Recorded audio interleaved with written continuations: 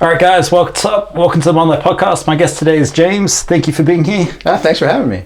You have a school that you built. Yeah. Your school is Life Skills Academy, right? Yeah. First person I've ever met who's developed their own school. That's pretty nuts. Yeah, crazy. And it always makes me think like Elon Musk. Like he's got 6 boys. Right. He doesn't really believe in the traditional like schooling sense. Neither do I, for that matter. Yeah. Obviously, you don't. Me either. And he's kind of developed his own school on skills that he think is most practical. That's it. And with technology, AI, all this stuff coming out, I don't really know what people should be taught these days. Yeah.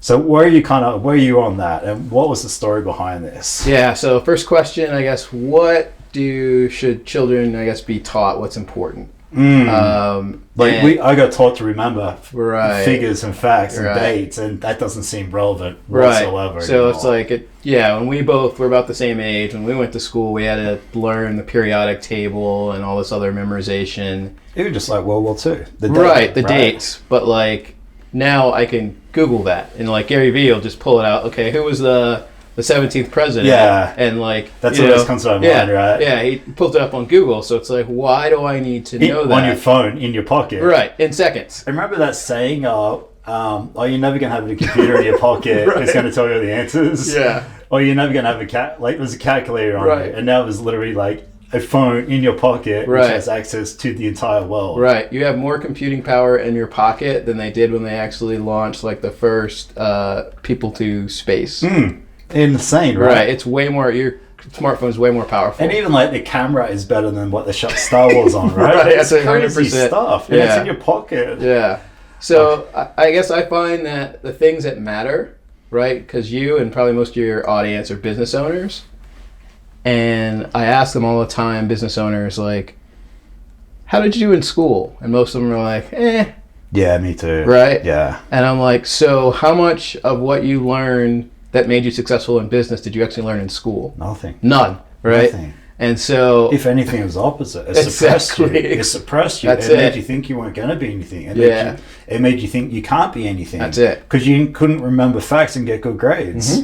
I'm not good at math. I'm not good at reading. I'm still not good at spelling or grammar. Right. AI is like my best friend. Oh, 100%. Yeah. So the things that typically, I think it always comes down to 4 things. It's the ability to communicate. Yeah. Huge. Critical thinking. The ability to critical think. Love this. Creative problem solving. And I always forget the 4th one. Creative problem solving. And I always forget the fourth, but not important. Yeah, it'll come to me. But like you think about those 3 even, like how school suppresses those, like, the 4th is collaboration. Okay, yeah. So you think about communication, school says like you're sitting in class, don't talk to that person next to you. You have to do it all by yourself, but then you get in the real world, you have to be able to communicate with other people or else you're not going to get anything done. And networking and relationships. And your network equals your net worth. That's it. And networking is so important. That's it. And support. And it's having someone to call. It's huge, right? Right. So if you don't know how to basically deal with other people, you're not doing anything really. I read a lot. My favorite book is How to Win Friends and Influence People. Love that book. Because I believe people skills and communicating outweighs everything else. That's it. And the skills that I've read from picking that book up 50 times, it's last 20 years I've had that book, and it's changed my life. I probably read that book probably about at least once a year. It's such a good book. It's such a great book. And it's people skills. It's what is the most important thing. That's it. So we focus a lot on the people skills because kind of like how I got there was I flew jets in the U.S. Navy. How cool is that? Yeah, it was fun. That was a blast. But my undergrad degree is in engineering. Okay. And so after I was done flying jets, I was basically working as an engineer. And I had all these junior engineers who are coming straight out of college. They're really bright. They did really well in college. But they just didn't know like how to do anything. What do you mean do anything? Like social skills weren't there. Gotcha. The ability to problem solve. They didn't know how to do basic finance. They didn't understand like how to talk to women or all these things. They didn't know how to do it. And I'm like, well, if this is what our best colleges are producing, something is wrong here. And it really started to get me going. So I was like, we're doing something seriously wrong. They were book smart. They were book smart because that's like what the social side of right, and that's what college. And they would get upset because they would see, maybe this person got promoted over them, and they're saying, "I'm a better engineer than them. Why are they getting promoted?" It's like, well, they can talk to people and convey their ideas and help others understand them. Lead. Listen. Right. And adapt and pivot. Right. And which is everything. It's everything. Everything is as a business owner or right. a manager or a CEO or anything like that. Yeah. So I really started to figure out that, that's not what school was designed to teach. Right? It's designed to basically, really, the U.S. system and every other country pretty much followed us was designed to make obedient factory workers. And something comes to mind. What's that saying? Like the A students work for the B students. Yeah. And that kind of goes. So it's actually saying, right? It's C students work for, or A students work for C students, and B students work for the government. Yeah, that's right. So that was actually a book. So you probably read like Rich Dad Poor Dad. Yeah, that's my first. So the author Robert Kiyosaki, that's his book. Oh, really? Yeah, pretty good one. Yeah, I'll have to check that out. Yeah. But yeah, I was a C student, but right. You don't need to be the smartest, but you need to, kind of what we said before we started, taking action and getting the right people. Yeah, so like the company my wife used to work for, she used to be the director of marketing at an entertainment production company here in town. And my wife was an A student all the way through school, and she just didn't get it. Like her boss, probably barely graduated high school. And he's running this multi-million-dollar company, and she's like, he can't send an email without, all these misspellings. Yeah. But I'm like, he's getting the point across, isn't he? Yeah. That's all that matters. That's me. One of my favorite sayings is perfection is paralysis. That's it. And I would literally, like my podcast, whatever it is, I would just take action and figure it out on the way down or the way through. That's 100%. But you can just sit back and analyze and perfect and paralysis and analysis, all this stuff, and just don't do anything. And do nothing. Right. And then, okay, we just touched on a bunch of stuff. We should. Yeah. Go those 4 points again. Go over them. All right. So communication. Go on depth on that for me. Yeah. So the ability, what we're doing now, we're communicating, getting stuff back and forth. So let's say I have an idea, and I need to convey that idea to you. How do I communicate that? And kind of sell it too, right? Right. 100%. And a lot of that is communication is nonverbal. So looking at somebody like. Let's say I throw out a word and you don't know what it means. Like, you may not say, I don't know what that means, but I can see it in your face, right? Yeah. So then I have to, be emotionally intelligent enough to say, hey, did you catch that? Or did that make sense to you? So all these things, and a lot of it, even communication, I'll throw conflict resolution in there. That's a big part of what we do at the school. We have a table that even sits there. It's called the peace table because there's conflict every day. Yeah, absolutely. We actually even, not force it, but, our program's kind of designed to almost force conflict, so force you to be with other children and make decisions as a group, and especially for our youngers, our 5 and 6 year olds, they're going to argue, and we want that because we want them to be able to first say, okay, what emotion are you feeling? So just to get to the point where you can identify, I am angry, especially for a male, right? I didn't get to that point where I could identify an emotion probably until I was mid-30s at best. So our 5-year-old's okay, what's going on? I am angry. Why are you angry? Because this person did this. And okay, let's sit across from each other. You explain what you're feeling and, what happened and what you want them to do differently. And then at least listen, okay, what did you hear him say? He's feeling angry because you threw the block at him. He wants you to no longer throw the blocks. Right? I can see this benefit you in relationships. 100%. For the rest of your life. Even especially in a marriage. That's it. Yeah, the ability to communicate and to huge. Listen is just as important, right? Right. So that's our number one thing. That's crazy. Yeah. Or if you're working for someone, you're able to come and present it rather than right. You have a bad experience at a restaurant, and it's they'll go tell the next 100 people. That's it. But when you have a good experience, you don't tell anybody. Right. And it's the same type of thing, right? If you're unhappy at work, you're going to tell everybody and anybody. 100%. Or if you could actually just understand the communication tools, go to the person you're having trouble with, communicating it, get it dealt with. That's it. And then continue to move on. Yeah, we've had some of the parents, most of the parents of the children in our school own businesses. And they've hey, can you come teach this to my employees? Oh, really? That's awesome. So that's crazy. So number 2, what was number 2? So we did communication, and I'll do the collaboration. Collaboration. So that's just really the ability to work together to get to like a common goal is how I explain it. So. And like we're so stuck on thinking we're going to do, especially guys, especially entrepreneurs. I can do it myself. I don't need help. And I don't know if that's an ego thing. I don't know if that's a something that school teach. It's a bit of both. Right. But we don't really seek help, do we? No. And you kind of wonder why. Yeah, I think it's part of the ego for guys, and I think it's school. So it's all like school needs to judge you on what you can do by yourself. So you have to demonstrate, I have these skills and nobody else is helping me. But it's just the real world doesn't work that way. You're always, if you try to do it alone in the real world, you get a real world lesson really quick. Yeah, and it's okay to ask for help. That's it. I have 3 coaches right now. Yeah. 3 coaches. Yep. Business coach, a personal trainer, and a Muay Thai coach. Right. And I grow so much faster and so much better by having those coaches. Yeah. So somebody explained it to me once. They're like, look at, every Olympic athlete, right? They're at the top of their, they're the best at what they do in the world. And they all have coaches. Coaches, not even one, not right? even one. Yeah. Like UFC, they have wrestling coach, boxing coach, jiu-jitsu coach, strength and conditioning, that's it. Nutrition. Exactly. And that makes them the peak of the peak of the peak. Yeah. So just learning how to ask for help, that's a skill in itself, right? So if I can teach somebody that at 5. Yeah, I can see. Yeah. And it's funny, you're just going to grow up with these skills and just think it's normal. Right. Whereas you and I figured stuff out mid-30s. Right. So all the parents at the school, they're like, man, I wish I had this when I was younger. Yeah. Especially as business owners. Right. Okay. Number 3. No, so we did communication, collaboration. Let's do critical thinking. Yeah, okay. So this is the ability to see a problem and work your way through the problem. So understand like what is the problem, what are possible solutions, and which solution I'm going to go for.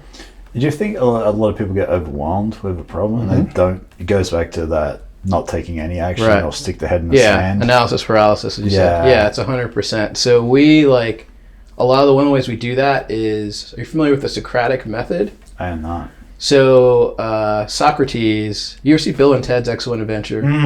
Years ago, yeah. So they went to see a philosopher. His name was Socrates, but they called him Socrates. Yeah, okay, yeah. Yeah, so he had a method of teaching called the Socratic method, named after him, which was a method of teaching by asking questions. Okay. So our teachers actually, they never answer questions. They only ask questions. Yeah, because you're taught not to ask questions or...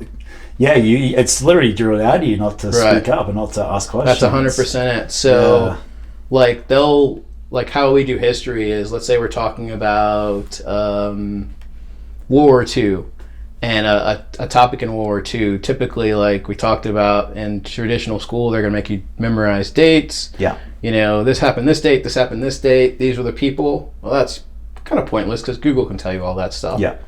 How we do it is, okay, now you're Winston Churchill, and if you do option A, you have to pick either option A or option B. Which side do you choose? And there's no gray. So they have to pick a side and then justify their view. Interesting. And then they're going to debate each other back and forth.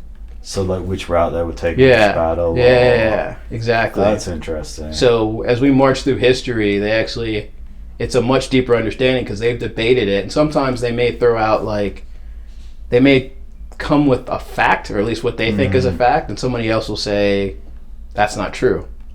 And so, okay, can you go to the computer and go find a couple sources that prove what you just said is true, or can you back that up? Yeah. Oh, because you think, right, if you're a German in 1942, right, and there's punishment of death or family being abused, or are you going to be that person who sticks your hand up and does the right thing? Right. Hell no. No. Tell me anybody who would. Right. It's so easy to say 60 years later, 65 years later. Right. Same with racism, I would say. 100%. It's so easy to say, oh yeah, I would have done that. If someone's holding a gun to your head or your family, you're going to fit in. Right. So we do an experiment too. It's called, you mentioned racism, we do an experiment, and one day the teacher shows up and she says, hey, we got some research, and what we found was that apparently people with blue eyes are inferior to people with brown eyes. It's a famous experiment. And so the people with blue eyes, if you have blue eyes, raise your hands, and they get like an armband. I'm like, okay, so since you're inferior to the people with brown eyes, like blue-eyed people, you can't do this, you can't do this. And like it goes on for like a week. And like they get up close and personal, like what this looks like to be discrimination. And like, it's one thing to talk about it, but to actually like feel it. Yeah, feel it. Like, I mean, within minutes, like they're like, ugh. Yeah, I'm starting to put myself in that. I got blue eyes, I'm starting to put myself in their shoes. And like, yeah, that's crazy, right? And I always say, like, you got to put yourself in someone else's shoes to really understand to the best of your ability. Yeah, you could talk about it all day, but like when you're actually in their shoes, it's like, oh man, this is totally different. That's very interesting. Yeah, I feel like a lot of people, like, the whole critical thinking, right, is nobody really stops and reflects. That's it. And thinks and adapts and pivots. And just, it's so easy, like, oh yeah, it didn't work out the way I planned, and I'm just going to stop. Yeah. And we have those discussions like, there is no right answer. So we're not, in typical school, there's a right and a wrong answer. Yeah. So when we're posing questions, we're not trying to guide them towards an answer. So our goal is almost like, we're going to ask, okay, we started this question, option A or option B, and we want to see 50% choose option A, 50% choose option B at the start. Then we debate it in a great discussion where everybody flips sides. Interesting. Yeah, and there's no right or wrong answer. It's really the exercise, right? That's very interesting. And the fourth point was? Creative problem solving. What is creative problem solving? So let's say I give you a design problem. You have to design a building, or you have to design a city, and you have to figure out how to power this city with renewable energy, solar, wind, whatever, and you have to do it for 30 minutes. Keep the lights on in the city. How do you do it? So, and you can't use wind power or something like, or you can't use solar. So what are your options? Figure it out. So open-ended problem that doesn't have, again, a right answer, and you working through the steps to figure out your own way to solve the problem and coming up with a solution. It seems like if everybody was thinking that way, the world would be a lot better place. That's it. Because what do we learn in school? They'll give you a problem, but there's one right answer, and if you don't get to that solution they're expecting, the way they want you to do it, then it's wrong. Even if you get there a different way, it's wrong. Yeah, that's okay. Yeah, if everyone's thinking like Elon, it makes me think it's just like Elon Musk, right? Yeah. It's exactly how he lives. It's very much like he supports everything kind of along our principles. Yeah, and Elon's one of my heroes. I remember that time. What was he like in his early 20s, and he's like, "What's the 5 things I can do to help change the world?" Right. Like, who thinks like that? Yeah, exactly. Somebody you're teaching is probably going to start thinking like that. Right, 100%. But yeah, we just, like you said, we're just taught to fit in, color between the lines, not ask questions back, to become factory workers just to fit in. Right. And just get in debt and get stuck in that rat race. Right. And yeah, it's quite upsetting, actually. Yeah, and I always want to mention that, like, the school was designed that way because this design of our schools was really finalized in the late 1800s. Okay. Like 1892 to be exact. Seems like Henry Ford type time, right? Exactly. So the U.S. was transitioning from kind of an agrarian society to an industrial society. Like a farming culture. Okay. To where everybody we needed you now in cities to run factories. Okay. And then we're bringing in a ton of immigrants who, English may not be their first language, different culture. So how can we assimilate all these people into a system that's going to basically produce a standard person that can do the same things? That's interesting.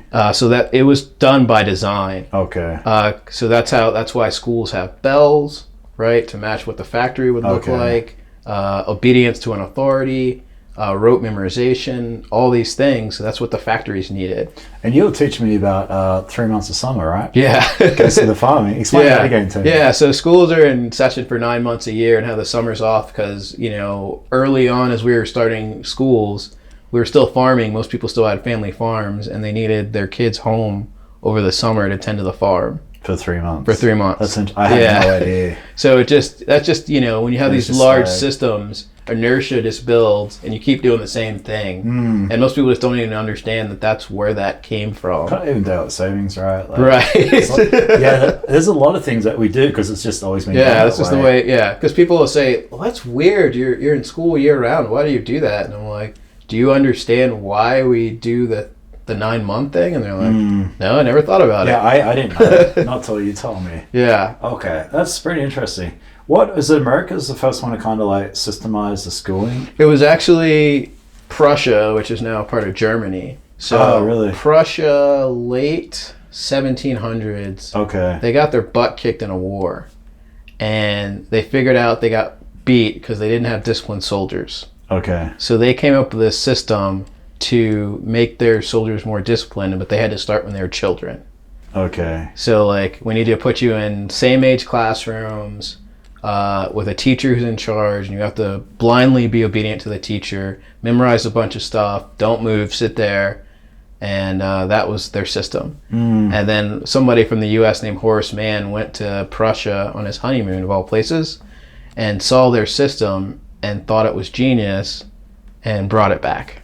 How'd you learn this stuff? Yeah. It seems like an unusual thing to know about. Yeah, I don't know. I slowly just started getting interested in education, trying to understand like all the things that were going wrong. So I just started reading a lot. And researching. A lot of research, yeah. And so, like, people think it's conspiracy theory when I talk about, like, that the schools were engineered to make obedient factory workers, but, like, No, that's a documented thing. Yeah. And I mean, even breakfast, lunch, and dinner, right? That's it. I fast. Right. Anyone who you're starving yourself. Right. People don't realize for the last millions of years. That's it. We fed and we fasted. Right. And then 1900s come along. We need to have breakfast, lunch, and dinner because that fits into the factory working. Yep. Factory working. If you don't do it now, you're crazy. You're starving yourself. That's it. And it's a lot of it $1 billion industry. Lunch and breakfast. A lot of it was even breakfast was marketing. The Kellogg's company came along and. Oh, what is it? Steve Jobs, he goes, they tried to tell you milk was good for you for like 20 years. Yeah. Like, it's all marketing. It's all money. It's so much marketing. If everybody stopped eating breakfast, type 2 diabetes would disappear. It would drop. Everyone would lose weight. Right. And everyone would be a lot healthier. Right. But that doesn't benefit anybody. Yeah. Yeah, I mean, I was, I don't want to go too far off, but I was always been fit. I was in the military. And then, get out of the military, get married, and just life happens, and was very unhealthy for a period of time, and then you really discovered healthy eating, and it was really unlearning all those lessons, right? All that conditioning that I had taken about what was healthy, and I was drinking juice a gallon of juice every day, and that was healthy. Yeah, it's all marketing, and we all fall. It was all marketing, so it was the same thing for education. That makes a lot of sense. Going back and unlearning all these really the marketing that we were told. It was just an amazing thing to unlearn all that stuff and then figure out, what works and what doesn't work. I think for me, one of the things I was starting to figure out, you talked about Elon Musk, I started looking at all those people that were, you can judge success however you want to judge success. But let's say if you look at billionaires, and if you say that's your success, you look at most of your billionaires, at least here in the U.S., most of them never graduated from college. And I started to look at that, like Elon, Zuckerberg, all these people, and I'm like, well, we spend all this effort telling people they have to go to college, but all these people that are doing it at the highest level, most of them went to college and dropped out after a semester. There's so much, especially not coming from America. There's so much pressure to go to college. So much pressure. It's like you go to 52% of people go to college, drop out. That's it. There's so much pressure to go, and there's a big percentage of people who get the degree don't actually even end up using it. That's it. The amount of cost to get your degree, the amount of money you actually don't make when you got the degree. What is it? 80% of people make the most money are entrepreneurs. That's it. People work for themselves. Right. It's hard. It's a hustle, but it's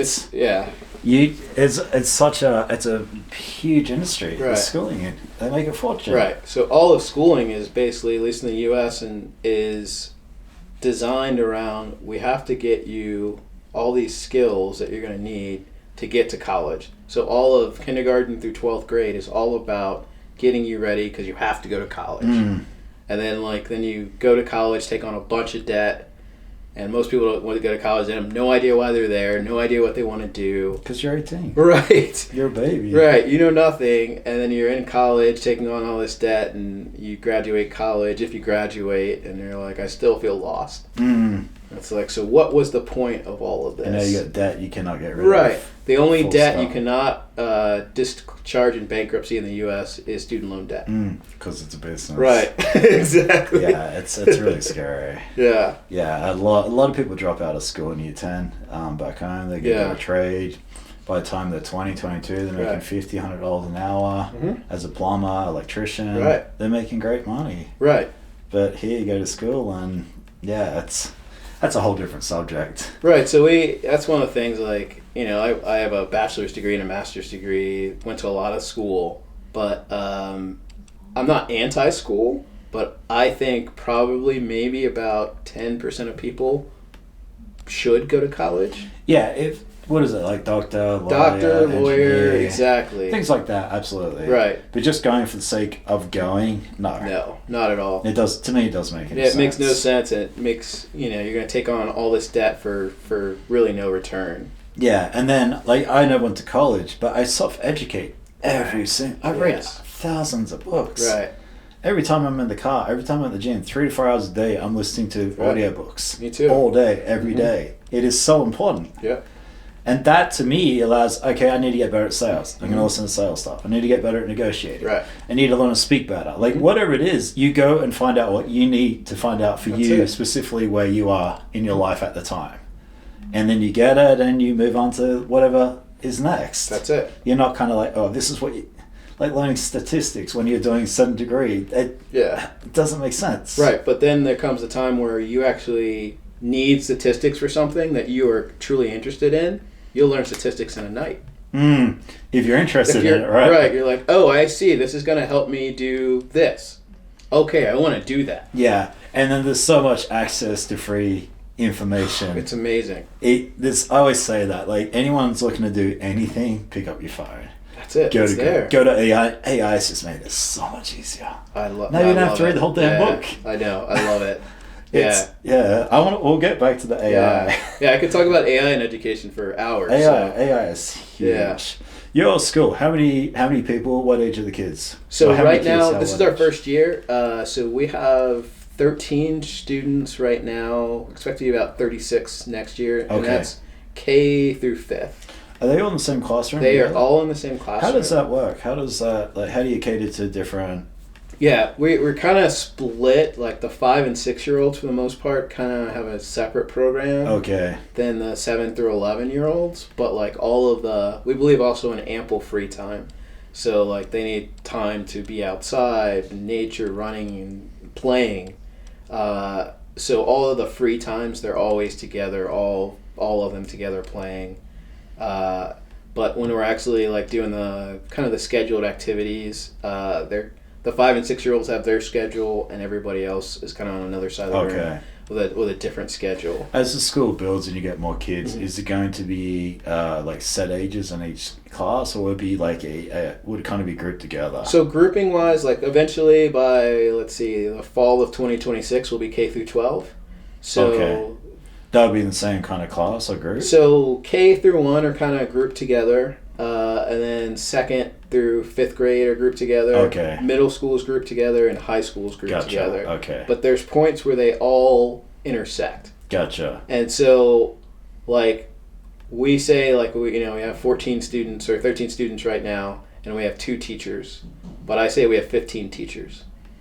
Because all the students teach. And the teachers actually don't teach anything.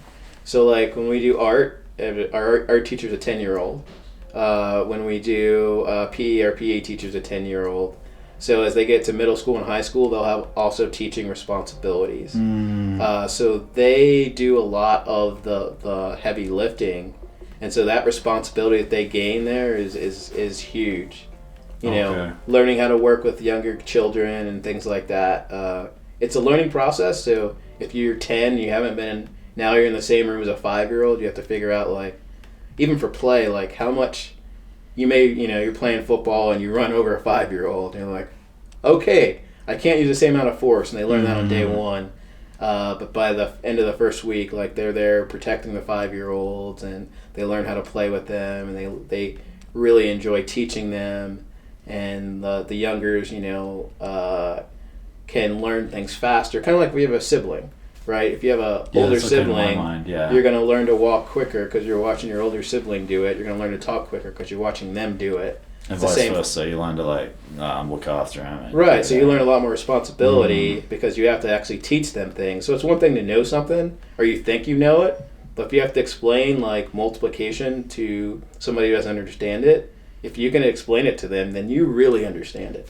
I always say that if you can't teach it, you don't know it. You don't know it, yeah. I'm a huge fan of that. Huge fan of that. And there's been a few times I'm like, no, I don't know it. I need to go research it. Oh, yeah. But then when you spit it out, you spit it out very articulate. Yeah, you're like, I know it. I know it. I've got it. Time to move on to the next thing. Okay, so what, there's so much to touch on. You got school. How is it for a business? Is it to make money, or is it to have an impact, or is it a bit of both? Impact for sure. So like I said, I'm an engineer by trade, and like I basically left an engineering job to do this, and I was paid very nicely as an engineer, and like this, like I'm never gonna make the same amount of money doing this. So it's really impact, but I've never it's a business, right? So you can't, businesses are there to be they have to at least make more money than they take in, and make a sustainable future, so for my employees and the children and the families that are there. So I run it like a business with the intent to be profitable, but really it's all about making an impact for sure. Okay. If you make money or good money with it, that's just a bonus. That's right. Gotcha. How big will it go? Will it be different states? Like what is the big goal? So we'll never be more than 150 students in one school? In one site, and that's K through 12. Okay. So is that just because it's personalized, or right? Once you get once you get above 150, it's kind of like it's been this long-term thing that in any organization, once it gets above 150, the organization basically becomes self-serving. That's when you basically have a bureaucracy. Oh, really?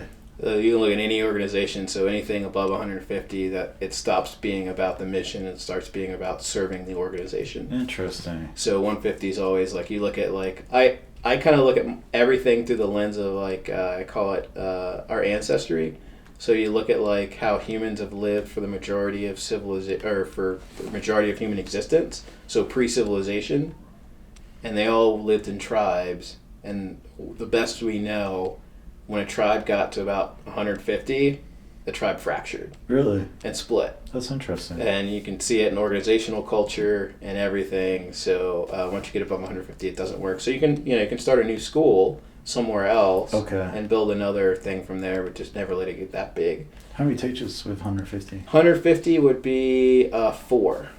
Okay, and that's going to be 4 different levels, right? Right, and even for middle school and high school, those teachers may not be there every day. Okay. So the middle schoolers and high schoolers, they have responsibilities to teach some days in the for the younger children, and then middle school and high school, part of their year is them doing apprenticeships. So we're sending them off to go into real businesses and figure out if that's what they want to do. So our overall goal is to help them find a calling that's going to change the world. So figure out what your calling is, and then we want you to go actually do it, right? So let's say if you want to be a veterinarian, so we want to put you in a veterinary shop doing an apprenticeship when you're 12, because otherwise you say you want to do this, and you go all the way through high school, you get through college, then you go to veterinary school, and the very first time you're in a veterinary office and you have to put a dog to sleep, and you're like, I can't do this. Yeah, that's what comes to my mind. Right. Yeah, process elimination, quicker and earlier. Right, so it's the sooner we can get them out into the real world, dealing with real problems, that's what we want to do. So a lot of middle school and high school is them actually not in the building, is being out in the community. That's interesting. Working, yeah. What do you get teachers for something like this? Seems like the hardest thing would be actually getting teachers. So we only hire non-traditionally trained teachers. Yeah, because Yeah. What is a non-traditionally trained teacher? Yeah. So like our lead teacher, for instance, like she was studying education in college, and they're telling her all the problems with the U.S. education system, and she's like, okay, so when do we talk about how we're going to fix those? And they're like, we don't get into that. And so she immediately changed majors and changed it to psychology. And she's like, well, at least I want to understand like what makes people think and how, you know. So she never worked in a traditional school, but she worked like in summer camps, church groups, all those things. And so she was just the right fit for this. That's interesting. And our other teacher that we have right now, he actually was a teacher at my daughter's swim school. And so he's teaching, 3-year-olds, 4-year-olds, 5-year-olds how to swim. And like the children just loved him. The parents loved him. And so it's like a lot of it is if you're not having fun, you're not learning. So his job really, because he works with our 5 and 6-year-olds, is make it fun. And then they'll learn. It's fair to say a lot of teachers hate what they do too, right? They do. They got kids who don't want to be there, kids that don't want to learn. I mean, I don't think my teachers cared much. Right. I think it was just a job. You're right. They probably, they all, if they knew what it would be, they would have never done it. So they all come into it with the ideals, like that they're going to change lives. And then they get to the classroom and they realize that the system is kind of stacked against them. And it's a lot of times all about test scores. And like you said, there's children that don't want to be there. And that they're really not, they really have very little control what their own day looks like. I was having this conversation the other day. I was a personal trainer. And if I was training someone who wanted to train and who wanted to achieve goals and go far, I loved it. Right. But when you're training someone who doesn't want to do it and doesn't listen and doesn't go home and do the work, that's why I stopped. Right, yeah. I did a short stint as a personal trainer as well. Yeah, because I love working out. If we trained each other, it'd probably be great, right? Right. But when you got the wrong person, just like the wrong student, it's awful. Right, and that's one of the things too is that sucks the life out of you. We're very selective on who we take. So that the child has to want to be there and want to work hard, and it's an incredible opportunity. They all have fun. They all basically are waking up in the morning like shaking their parents out of bed, like, is it time to go to school? They want to be there. That's cool. Because they have fun. But bad attitudes and stuff like that just doesn't work with what we're trying to do. So all these children are driven, to do something. That's super interesting. Are they learning assets, liabilities, the important stuff that you don't learn anything about at real school? Yeah. So we kind of describe it partly as it's like a business school for children. Okay. So one of the things they do every year, basically from age 5 up, is we have a business fair. So for 6 weeks out of the year, every year they build a business from scratch, from the ground up. And there's kind of a syllabus we take them through, but they decide their business. And at the end of the 6 weeks, they actually have a business fair. So we bring in the public, and they get to sell their product or service to the public. And there's no adults there like telling them like, this is how you do it, this is how you count the money. And we find it's the quickest way to really get them understanding like profit, assets, liabilities, all these things. So we had one of my favorite stories from the one we did in the fall. We had a 6-year-old whose business, he was taking all of his like old toys and reselling them. And he had Pokemon cards, all really good stuff. But his fear was that he wouldn't be able to count the change quick enough. He was scared it was gonna he was gonna fumble counting the change. So we had a 10-year-old who couldn't figure out what business he wanted to do. So he said, hey, I'm gonna partner with the 6-year-old. Collaboration. Yeah. So I will be the money guy who does the selling and hands all the change. Love it. And I was like, it was awesome. It's literally a business. Right. But what didn't get discussed was what was the profit share percentage. Which is probably but I mean, that's how you learn. But I'll never do that again, right? Right. So we got to the day and the 6-year-old's like, I'm keeping 90% of this, basically. You get 10. And so the 10-year-old was just angry, but he's like, and his mom is like, well, are you going to let that happen? And I'm like, yep. Because he's never going to make that mistake ever again in life. Yeah, I know myself. I'm very I'll come back to what is it? Right. Make it very black and white from the start. Right. Because I've made that mistake, right? And there's nothing worse than that. That's so cool. And then are you learning like credit card, debt, credit scores, things like that? Yep. So we cover personal finance. You don't learn any of that at school, right? Nothing. None of that. Any of that. Yeah. Yeah. That's why everyone's in debt. 80% is paycheck to paycheck. That's it. And I think it's done for a reason, to be honest. Yep. I don't think anybody wants us coming out knowing what to do. Right. Well, I mean, I think part of it is kind of said that inertia. So, like, when they set up the school system, they laid out, these are the things you have to learn. But they were laying this out in 1893. Like, credit cards were not a thing. All these things. You know, they're saying you got to learn chemistry, you got to learn calculus, all this thing. Like, learning how a credit card works and bank balances and compound interest. Not on the table. Yeah, that's nutrition. Yes. Are you learning that? So, because I feel like that is probably more important than so anything. that's really tough for me because nutrition is like everything for me. Yeah. But like I try like not to overimpose on them. So one of the things. Yeah, you're still gonna live your life, right? Right. But it's a lot of people just don't have the knowledge. Right. So one of the things. Go back to what you said. Having your juice and. That's it. So one of the things we do is we are junk food free. So okay, which is already ahead of most schools. Right. So how we do that is like we don't allow anything in our school where the first or second ingredient is sugar or sugar alias. You know, like do you agave teach them syrup. how to look for that? Yes. So So it's amazing. I had a parent messaged me the other night, and she's like, and actually this parent actually owns a cookie store, which is hilarious. But she's like, I'm loving what you're doing. She's like, my son makes his own lunch every day, and she's like, I'm actually seeing him in the morning, like looking at labels to figure out like where the sugar is. If most people don't even know. I that, know. Right? I mean, I had to do some education to the parents, and I'm like, because you know, there's been a little bit of trial and error. As they'll send something and they're like, oh, that's not sugar. And I'm like, yeah, sugar or sugar aliases. It says agave sugar. Yeah. Or agave syrup. Like, there's a million different ways. Right. Anyone who's watching, the first thing to do with your food is look at your ingredients. That's it. First ingredient is what is predominating the food. That's it. And it stags on from there. So, like, we had to draw the line somewhere, and that's been a pretty solid line. That's interesting. Removing sugar from there. And then we also partnered with a company that basically... a lunch vendor, and the parents can opt in or opt out, but our lunch vendor actually produces like real food for children. So like it's actually like, you know, carrots, it's steak, it's like, you know, there's none of this like food you can't pronounce with a million ingredients. Isn't fries as classed as a vegetable? Fries and tomato sauce are vegetables. That's insane. Yeah, which is, it's crazy. That's disgusting. Yeah, so the chef at that company, like, we get along really well. He actually he does Brazilian jiu-jitsu, and he actually used to be the executive chef for the Golden Knights. And he's in his 50s, still doing jiu-jitsu, and he looks like he's 30. Yeah. So, and the same as the owner of that company. So we really gel on like getting quality foods into children's hands. So. Yeah, that's awesome. Yeah, because what is it? 74% of us are overweight, obese. Top 3 killers are all diet related. Right.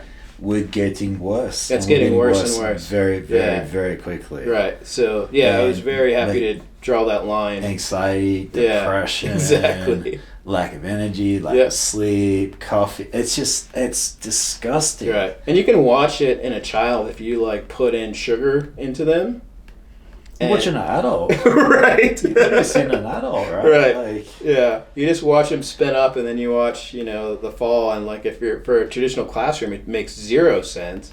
Like, because you're just spinning these children up, and like, as a teacher who needs to keep control in a traditional classroom, you're not going to like the outcome. But they're throwing candy at them, like, oh, you got the problem right. Here's a piece of candy or a piece of gum, and it's like, you're hurting your own self. All right, let's talk AI. Okay. I have a 9-year-old daughter. Yep. And AI is, especially the last couple of months, is just, and it's never going to slow down. It's the worst it's ever going to be for the rest of your life. It's like, what should she be learning? What should she not be learning? Right. What do we actually teach kids? What should adults be learning? Right. What jobs are going to be around? What jobs, 80% of jobs probably aren't going to exist anymore. it's like, from a teaching point of view, like, where do you even know where to start with that? Yeah, so when I was kind of going down this road, you asked, how did you know all this stuff? I did a ton of research, and one of the most influential books, and it was a documentary, is called Most Likely to Succeed. Most Likely to Succeed. You can find it on Amazon Prime, the documentary. It's well worth it. And it talks about, you remember IBM Watson? Mm-hmm. And remember Jeopardy? Mm-hmm. So Ken Jennings, the Jeopardy champion, kind of starts off this documentary, and he's talking about he was going to have to compete against Watson, really the first AI that was really out there. And like when he got beat by Watson, he was like, he realized like, oh my God, this is a game changer. For someone that smart. Right. Yeah. So this whole book and documentary talks about really what you just said. How AI is going to replace about 80% of the jobs. 80%. So, and this documentary has been around for at least a decade. And so we're going to have to educate our children differently in order to make them have skills that AI can't do. Right? Yeah. What can't AI do? For me, I think like therapy, like one-on-one emotions, like communication, that type of stuff. So those 4 things we were talking about, that's what AI can't do. That's interesting. So that's why we focus on that. So if you have those skills, if it's anything that's knowledge-based, anything where I can type into ChatGPT or even Google and get the answer, if that's what you do, you're going to be replaced. Yeah, anything data-wise. I mean, even as a photographer, like, you can replace photos. Right. It's the worst it's ever going to be. Right. Yeah, exactly. It's only going to get better. That's what always goes through my head. Today is the worst it's ever going to be. Tomorrow's better. Right. And it's so damn fast. Yeah. So when like ChatGPT came out, like traditional schools were like losing, and they still are, they're losing their minds because the children like were figuring out how to cheat with it, where we're like, this is so cool. How soon can we integrate this so they can start doing cool stuff with it? Yeah. Right. I actually saw TikTok today, and I sent it to a friend, and it was a kid asking, I'm not sure who the guy was, he was asking about AI, and he's talking about, hey, I got friends I go to school with, and he was maybe 10, who use ChatGPT, and he's like, is it technically cheating or is it not? And the guy's like, AI is always going to be around. Always. So you can, it's cheating, or you learn to utilize it because it's always going to be there. Right, it's a tool. It's like having a calculator. The calculator's always going to be there. Mm-hmm. So it's so hard to get your head around the fact that AI is, and that's what I go through the same problems. Like, this is amazing. Mm-hmm. It's never gone away. Mm-mm. I use it every single day. Mm-hmm. I have not written something for 4 or 5 weeks now. Oh, that's so awesome. Everything I write is AI, right? Because I suck at writing. Right. But now I'm just as good at writing as anybody else. That's it. I've actually had people reach out to me and like, did you write that? Because they know I'm not good at writing. Right. They literally have called me out on it. Like, I couldn't write. Like, people who are really good at writing have called me out like, I couldn't write that well. Who wrote that? I was like, yeah. It's even the playing field. Yeah. Even like in ChatGPT, you can write something like that and you're like, oh, this is too good. They won't think I wrote it. Can you write this like at the level of a 11th grader? Yeah, and then it'll rewrite it. Well, I use a social post like, I need this 22 words. Make it 21. Make it 20. I was like, oh my God. There's nothing it can't do. Oh, I know. It's so, and it's only going to get better. Fun. Yeah. It's so much fun. Yeah, so then you have a new field that's popping up, like one of the most highly sought after things now is prompt engineering. That's what they say the future is, right? But I mean, who knows? Maybe it's different. Like maybe there's a different way of prompting. Like, you don't know. Right. So we never know.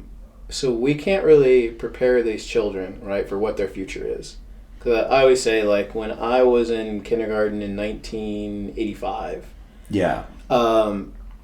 my teachers couldn't fathom the internet. Do we have calculators? No, barely. I think they existed. They're probably like that. You need a calculator, right? Right. Like, I think I remember teachers saying you'll never have something in your pocket you can do figures with. Right. Yeah. So it's like, well, if they couldn't fathom the internet, and like almost everybody every day depends on the internet, like how could they have prepared me for that? So they didn't know the skills I needed right then. And so it's the same thing with the children now. We have no concept of what skills they're going to need. No concept. So all we can't teach them like what to learn. all we can teach them is, how to learn.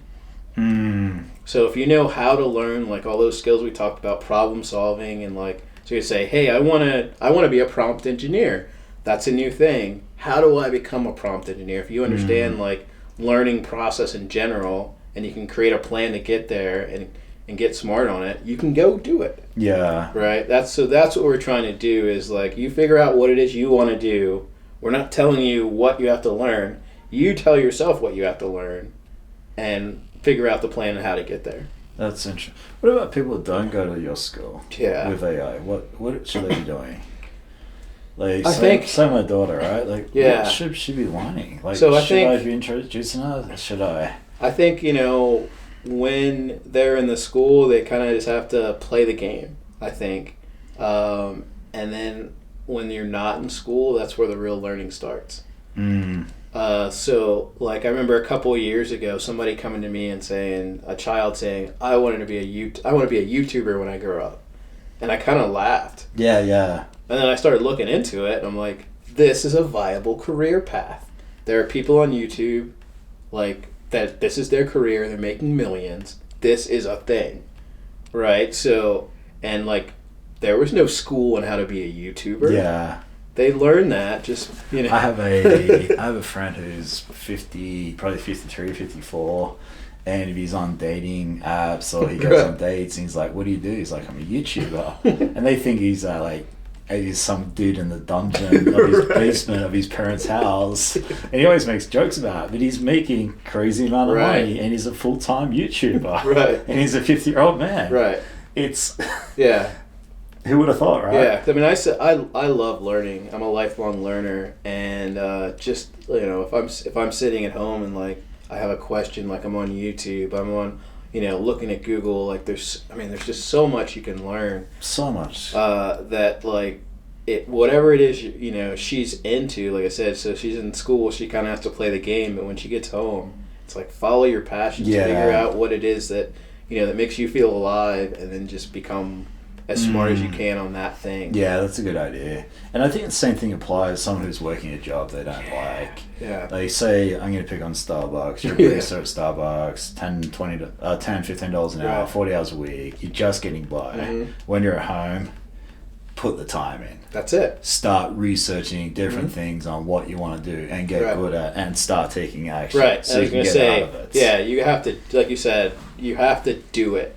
And so that's one of the other things we kind of focus on in our school is like we don't just talk about things. Everything is hands-on, so they're actually doing it.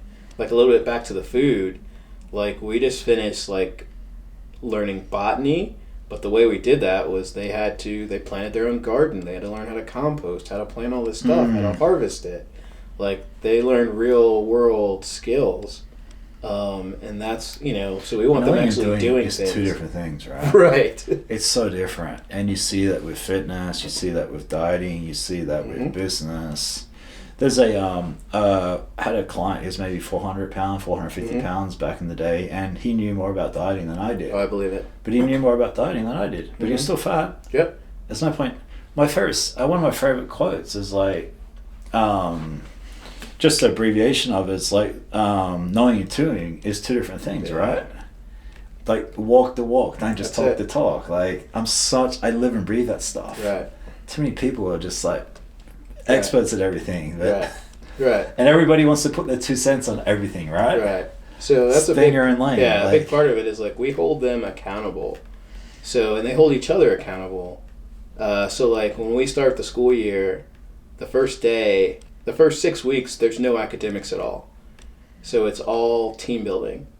And there's no rules. It's like, I don't know if you ever read the book Lord of the Flies when you were a kid. I've seen the movie. Yeah. So it's kind of like that, like the first day, and there's no rules. And over the course of the 6 weeks, they kind of figure out like, okay, we need rules or else this is just chaos. And the adults are kind of standing back. And they come up with rules that they want to live by in their own society. That's interesting. And then since they came up with the rules, they're the ones, in the most part, that are enforcing those rules. And it just has so much more power. So when somebody breaks a rule, it's not an adult saying, shame on you, you've done bad. It's their classmate saying, hey, is that really, what we want to do? This is, we came up with these rules, and this is what allows us to do all this cool stuff, and you're not abiding by them. So are you gonna like abide by them, or are you gonna do we need to leave this school? That's interesting. So they vote people in and out. Like when somebody new joins, like they vote them in or out based on their behavior. And if somebody's not performing and following the rules, like they'll vote them out. As far as like physical fitness, martial arts, touch on anything like that? Any self-defense, any type of activity? We just really focus on, I just believe deeply that children need like a lot of outdoor time and a lot of time to run and play in unstructured time. Yeah. So we have like probably at least 2 hours out of the day, not continuous, but broken up like an hour over the middle of the day and then patches here and there where it's just unstructured and they are free and we'll go outside and they can climb trees and do all that stuff. Okay, so it doesn't have to be like, oh, you do this at this time. Right, so I told you we do PE on Thursday mornings, but it's a 10-year-old who's leading PE. Okay. So he comes up with, we're going to do this week. We're going to play soccer. We're going to play field hockey. We're going to do this. And it's them deciding what they want to do. Because, I know my daughter was in a local school here till, this school opened. And I'd watch what they did in the PE class. And, it was, a guy who was out of shape. And he's trying to teach them how to do movements, like gym movements and sports. And it's wrong. And he's, way out of shape himself. And it was just How old's your daughter? 8, so pretty close to yours, yeah. Yeah, I was wondering. Fighter pilot.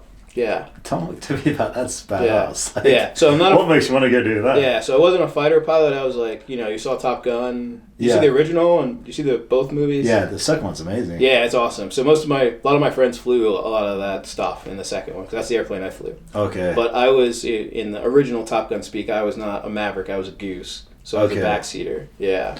But what are the backseater do exactly? So in that airplane, basically everything but the making the airplane turn and so all the weapon system operations, radar, navigation, communication. Gotcha. So did you ever fly, or you always just that second guy to assist? Yeah. So we're not trained as pilots. Even though I guess I have a civilian pilot's license, but in the military, was not a pilot. Okay. So that was my sole job. So what do you do back there? What is your role? It depends on the mission. So you saw the second Top Gun, right? So remember where they're kind of flying down the canyon and they have to drop a bomb in that crater or in that down that duct. So it was the backseater like Bob who had to run the targeting pod to find the target, make sure they're on time, keeping the pilot on time. We need to slow up, speed up. Navigation, communication. You're like the advanced person in a rally car. Yes. Who's hard left. That's it. You're giving data to the pilot so he gets the mission done. Right. That's 100%. And then, are you letting the weapons go yourself? It depends on the weapon. Okay. It depends if they're if it's a weapon that is some weapons if you're firing the gun or something where you actually have to see what's happening. The pilot does that. Okay, shooting in front. Right, but if it's I'm dropping a bomb that from a level of delivery or shooting an air-to-air missile, the backseater can do all that stuff. Gotcha. Yeah. How was that? It was awesome. You're such a humble, nice guy. I used to Yeah. No, it was just a life. The original Top Gun movie came out in 1987 when I was 7 years old. Oh, so that inspired you. And I saw that, and I'm like, that's what I want to do. Did you really? Yeah. And I set my sights on it and did it. So really, yeah.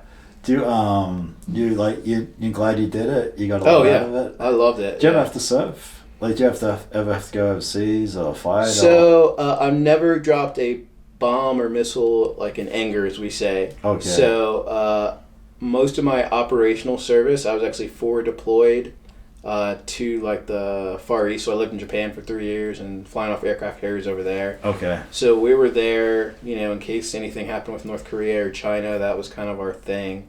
So that's how I got to visit Australia so many times. Oh, was it really? Because doing that, but so that's why I never did the Middle East thing, because our operational tempos over there, we just flew a ton because we always just had to be ready because in case anything happened. Yeah. Is it what's that movie? He's a sniper and he never gets to shoot his gun. And he's about to take the shot right at the end, and I know this movie. And he gets told he can't shoot, and he gets Jay starts with J. Jughead. Jarhead. Yeah, Jarhead. Is it kind of like that? Not actually having that skill or doing that. Do you ever want to I mean, you want to go drop bombs and so on, but do you ever want to 100%? So it'd be like in real life. 100%, but yeah, it's almost like if you're on a sports team and you go to practice every day, but you never get to play in the game. That's exactly what I'm getting at. But for us, being flying in the Navy, the dangerous part is actually the taking off and landing around. Aircraft carrier. Right. So we actually more of my friends have died not in combat, but from it's just a dangerous job. So just doing it, just being there, training every day, it's dangerous. So just making it out alive, honestly, not that it's that dangerous, but no, but I mean it is. You say it all the time, right? Taking off, landing, it's. Yeah, so just doing that alone is a lot, and so usually my friends who've done combat, combat for us, you're at 30,000 feet sometimes, and you're looking basically at people on the ground on a camera, and dropping bombs on them. So it's almost like a video game. I mean, if you I always say that, the people who in Nellis who fly drones the other side of the world, right? It's like a video game. Yeah, I mean, granted there's no human connection, right? there. But my friends who flying, over ISIS, if they crashed in ISIS territory, it would have been very, very real. But the most dangerous part of their mission typically was coming back to land on the aircraft carrier. Was it really? Yeah. Wow. Ayla, the equipment up there, is it insane? Created crazier than Mm-hmm. you could imagine? Not really. As far as the vision and what you can see and hear, or is no. I'd say typically military, just the way it works, using the military technology is about 10 years behind what you have in the in your house. Is it really? Because it takes so long to get stuff through the testing process and all that. Really? So by the time we get something, it's usually behind what we have. The Super Hornet I flew, we had touch screens in there, but they still were the touch screens they weren't really touch screens. They were they had this IR beam that went across them, and it was measuring where your finger crossed the screen. Oh, really? So it was still a generation behind. That's interesting. But there's stuff obviously that we have that you just wouldn't apply to normal life.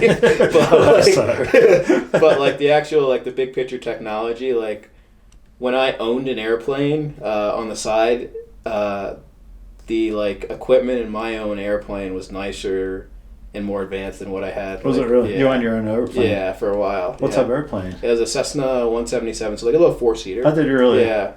Where'd you store an airplane? Here there's two main airports. One's called North Las Vegas, and one's Henderson Executive. So, okay, you had it out there. Yeah, so I had it out there. That's Henderson awesome. Executive. Yeah. I've been in plenty of Cessnas. Oh yeah, awesome. Yeah, they're fun, but they can be kind of crazy too. Oh yeah, I have jumped around the back a lot of times. Oh yeah, you can get yourself into big trouble. I grew up flying, so that was I'd flown in a Cessna probably by the time I was 11. So going into the first trainer military airplane I was in, that was a big upgrade. But some people go the other way. So I have friends who they had never flown until they got to flight school for the military. They're flying all these high performance airplanes. Now they're flying a fighter jet, and they want to get in a Cessna. And let's say if you're in an F-18 or an F-16, if you're on the ground and you get yourself in trouble, you have a lot of thrust available to get yourself off the ground really quickly. So you don't have to think and use superior piloting skills, because thrust will do a lot for you. Yeah. But in that Cessna, if you make a bad decision, you can't get yourself out of there. That's interesting. So what's the better skill to start with? Old getting to new, and new going to old? I think old going to new for sure. Yeah. You've learned how to fly the janky old skill one. That's 100%. And then you got how fast are you moving those things? Most of the time, it's going about the speed of an airliner, so 400 or 500. 500 miles an hour roughly. God, does it feel like 500 miles an hour there? No, because you're in an airliner, right? You don't really have that sense of how fast you're. I know in a big plane you don't feel it, but in a smaller one, do you? It's the same. Is it really? The only time it's different is if you are very close to the ground. Yeah. which is probably super epic. Right. So, like, if you're flying in a canyon and you can see the walls going by. Yeah. Or you're flying 50 feet over the ground or over the water, like, that feels very fast. Same. Oh, yeah. Yeah, 150 miles an hour, helicopter through Grand Canyon doesn't really feel like you're moving. Right. But when you're flying off, skimming the ground to take off, it's like, it's 150 miles an hour. Right. And that's how people actually sometimes get themselves into trouble, because what happens is the body adjusts after a while. So let's say you're flying along at 200 feet, and you're after a couple weeks of doing that, your body gets used to that sensation, so it doesn't feel as fast anymore. So, like, to get that same sensation, like, you have to, like, start going lower, and you may not even realize you're doing it. And, yeah. That's, okay, wow. And the ground always wins. So, ground and canyon wall always win. Yeah. Just as schooling, anything else you want to touch on? Any, like, call to action? How did anyone find out more about it? How to get the kids in it? I think, for parents, the big thing, I always talk to parents, and I just want them to think, like, what is it that you want? What's the outcome that you want from your children's education? And usually the parents are going to say, I want my children to be happy. I want them to, know their next step, all the things. So parents, think about that outcome, and then think about, is what you're doing now, whatever schooling option you're pursuing, is it really going to get them there? And if the answer is no, then you need to start looking at alternatives. So you actually stop and think about it, talk about it. So most parents just never think about it, because they're like, this is what you do. This is what, it's like everything in life. Right. Literally everything, right? Yeah. Have you noticed that? We just do what everyone else does. That's it. And what we're meant to do. Yeah. So for us, if you're interested in more about what we're doing, our website, lifeskillsacademylv.com. You can, same thing, Twitter, Instagram, Facebook, all the social net, YouTube, same handle. You can find us. And we're a part of a larger network of schools called Acton Academy. So there's about 300 schools like this around the world, actually, in 17 different countries. So ACTON Academy, just Google it and it'll pop right up. Okay, awesome.